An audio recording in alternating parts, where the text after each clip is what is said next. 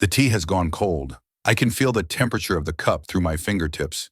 Just the faintest warmth left at the very bottom, but the ceramic rim is cool. I should get up and boil the kettle again.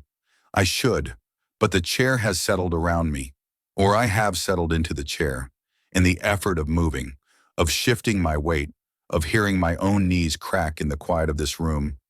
It seems like too much for right now. The light is changing on the wall.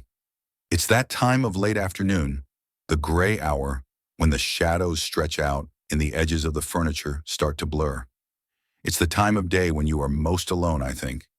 It was this same time of day, this same gray sinking light, when I first checked into that room in 1983. November. It must have been November. The air had that bite to it, the kind that smells of wet leaves and exhaust fumes. November 14th, 1983. It is strange how a date can be branded onto the inside of your eyelids.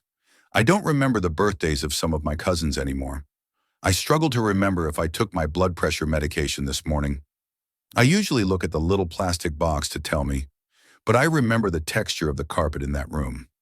It was a low pile, industrial, a brownish orange that was popular then, worn smooth by the door where 1,000 people had walked in and walked out. I am not walking out. I am still there, in a way. I close my eyes here, in this chair, and the sound of the radiator in my apartment, that little hiss and clank, merges with the sound of the rain hitting the window of the motel.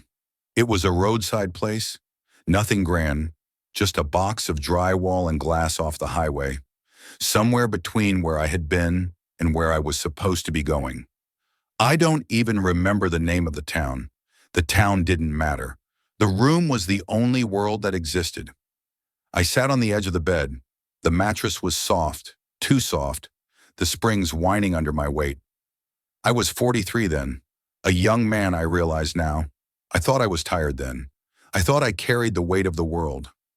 I look at my hands now, resting on the wool blanket over my lap. The skin is thin like parchment paper, spotted with age, the veins distinct and blue, winding like rivers on a map. These hands shake a little, a constant, subtle tremor that I can't stop. But back then, sitting on that bed, my hands were steady. They were strong. I had scratches on my knuckles from fixing the alternator on the car 2 days before. I can see those scratches clearly. I can see the grease I couldn't quite scrub out from under my fingernail. I remember staring at the telephone on the nightstand. It was beige, a rotary dial, a heavy plastic thing. It sat there like a judge. I was waiting. Or maybe I wasn't waiting. Maybe I was just afraid to touch it. I knew that if I picked it up, if I made the call, or if it rang, the timeline of my life would snap into a new direction. So I did nothing. I just sat. There is a particular kind of silence in a cheap motel room. It's not empty. It's full of the vibrations of the people on the other side of the walls. I could hear a television mumbling next door, the muffled sounds of a game show, the applause, the canned laughter. It felt aggressive, that laughter. It felt like it was mocking the stillness in my own chest. I remember taking a breath, a deep breath, and smelling the room. It smelled of stale cigarette smoke, even though there was a no smoking placard on the desk. It smelled of lemon polish and dust. I have that same dust here. I see it floating in the shaft of light coming through my window.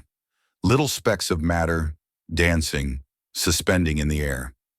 We are mostly dust, aren't we? Just waiting to settle.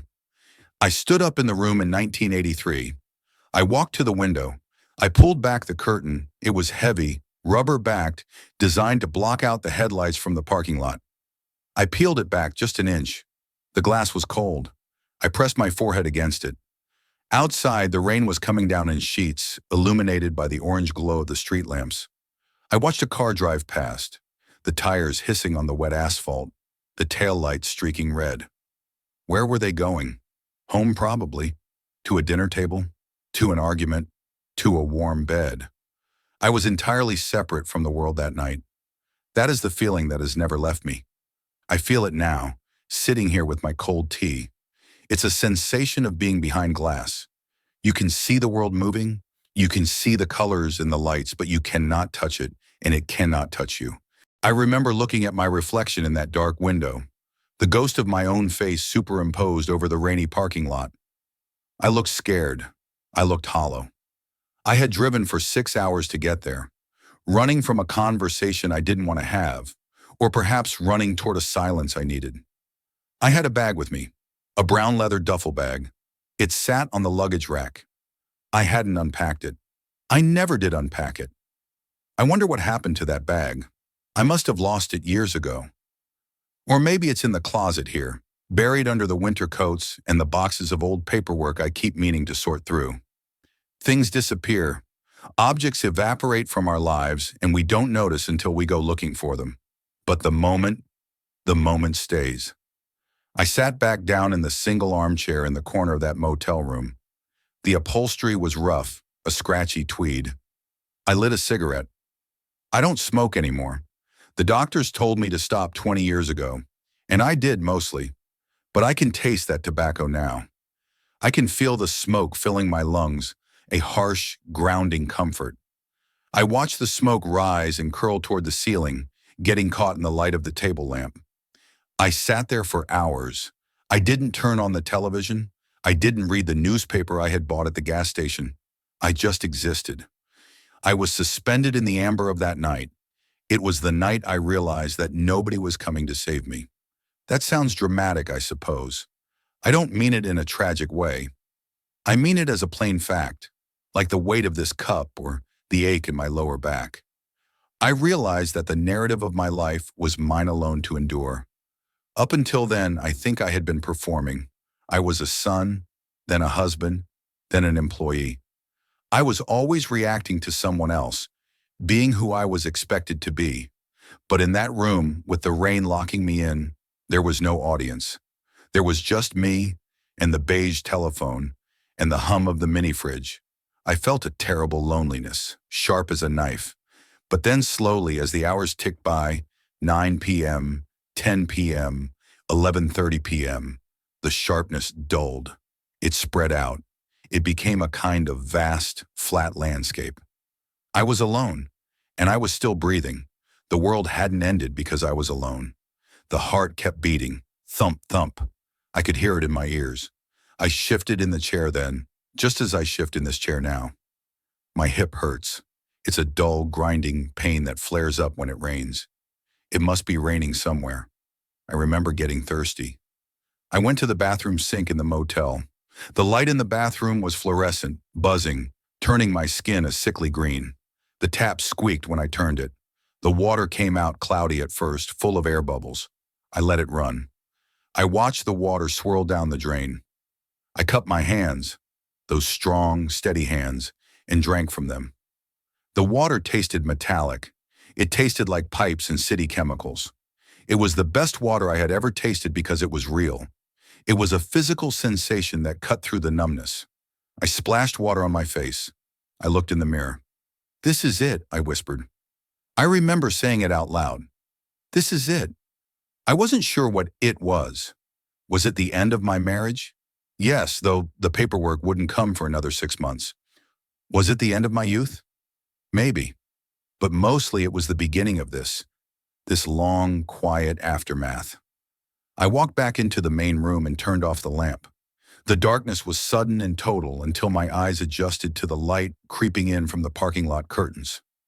I lay down on the bed on top of the covers. I kept my shoes on. I don't know why. It felt important to be ready to leave, even though I had nowhere to go. I stared at the ceiling. There was a water stain up there, a jagged shape that looked like a map of an unknown country. I traced its borders with my eyes. I lay there and I listened. I listened to the trucks gearing down on the highway a mile away. That low, mournful rumble, it's a sound that speaks of distance, of commerce, of men awake in the dark hauling things across the earth while the rest of the world sleeps. I felt a kinship with them. We were the awake ones. We were the ones watching the night. I am still watching the night. I sleep so poorly now. I wake up at 3 a.m., 4 a.m. The apartment is silent.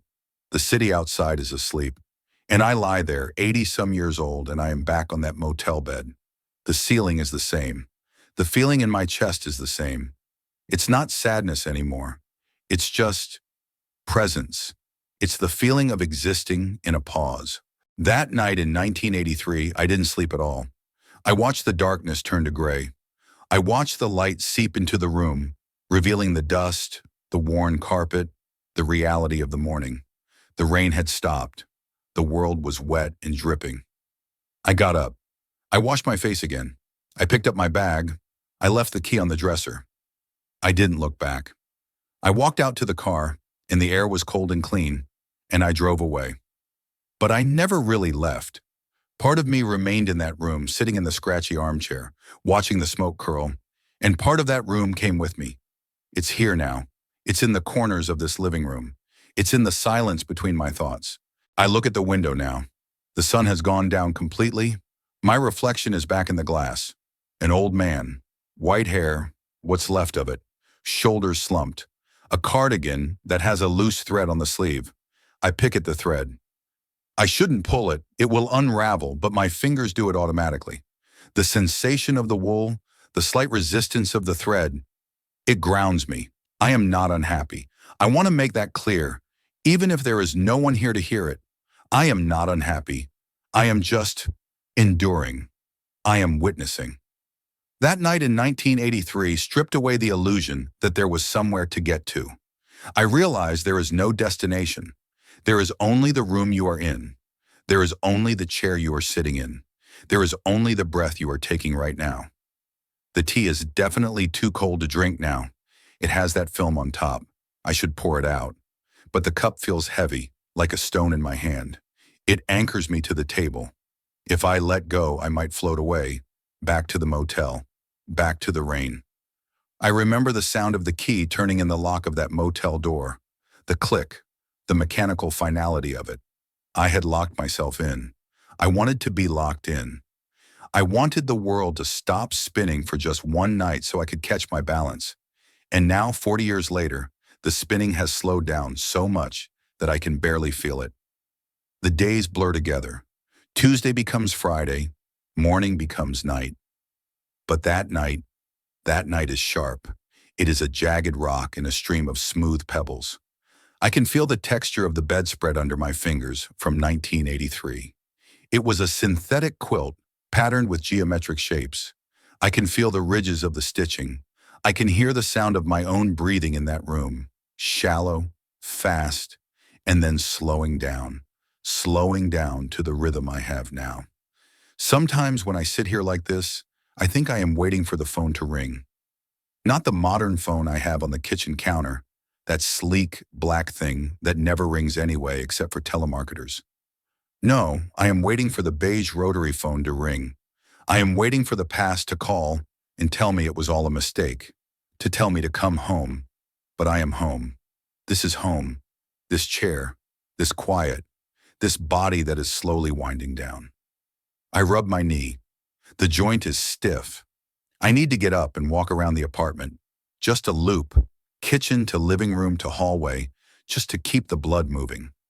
My doctor tells me, keep moving, keep moving. He speaks as if movement is life, and I suppose it is. But stillness is truth. That night taught me stillness. It taught me that you can sit in a room while your life burns down around you, or while it quietly dismantles itself, and you can just watch. You don't have to scream. You don't have to fight. You can just watch the rain. I look at the photographs on the mantelpiece. There are a few. A picture of my mother, long gone. A picture of me and a dog I had in the 90s. A good dog, a retriever with soft eyes. A picture of a woman who is no longer part of this story. They are frozen moments, but they feel distant, like scenes from a movie I saw once. The motel room feels realer. The motel room feels like the container for all of it. Maybe that's what aging is. It's not a progression of time. It's a collection of rooms. You walk through them one by one. The nursery, the classroom, the bedroom, the office, the hospital room, the motel room, and eventually you run out of rooms. Eventually the walls dissolve, but not yet. Tonight the walls are solid. The plaster is painted a soft cream color. There is a crack near the ceiling that I've been meaning to fix, but I know I never will. It adds character, I tell myself. It's a fissure, a way for the light to get in or the spirit to get out. I take a sip of the cold tea. It's bitter. The tannins have steeped too long. It makes my mouth pucker. I swallow it anyway. It's a sensation. It reminds me that I am here. I remember the morning after that night in 1983. I went to a diner down the road for breakfast. I sat at the counter. The waitress called me honey. She poured coffee into a thick white mug. The steam rose up into my face. I ordered eggs and toast. I ate methodically. I tasted the butter, the salt, the yolk. I felt like a survivor of a shipwreck who had washed up on a strange shore. Everything was vivid. The red vinyl of the stool, the chrome of the napkin holder, the smell of bacon grease. I was alive. I was alone. And I was alive. I wonder if that waitress is still alive. She was older than me then. She had a kind face, lines around her eyes. She probably doesn't remember me. I was just another man in a suit, looking tired, eating eggs at 6 a.m. But I remember her. I remember the way she poured the coffee effortlessly, without spilling a drop. A small act of grace. Life is made of those small acts, isn't it? It's not the grand gestures. It's the pouring of coffee. It's the turning of a key. It's the adjusting of a curtain. It's the way the light falls on the carpet. I am tired now. My eyes feel heavy. Not sleepy, just heavy. The weight of seeing. I let my head rest against the back of the chair. The fabric is velvet, worn smooth in the spot where my head always rests. It holds me. The night in 1983 is fading a little now, retreating back into the shadows. The rain is stopping in my memory. The neon sign is flickering out. I am returning to this room, to this body, to this year. But I know it's waiting. It's always waiting. As soon as I close my eyes tonight, I'll be back on the edge of that bed, listening to the silence, waiting for the phone that never rings. And that's all right. It's a familiar place. It's my place. I put the cup down on the side table. The ceramic makes a dull clink against the wood. The sound is final. I will sit here for a few more minutes, just watching the dark, just listening to the heater, just breathing. In, out, in, out. The simple rhythmic work of being. The car lights sweep across the ceiling again. A passing ambulance wails in the distance. A lonely rising and falling cry. Someone else's emergency. Someone else's night. For me, it is just quiet. Just the quiet and the memory of rain.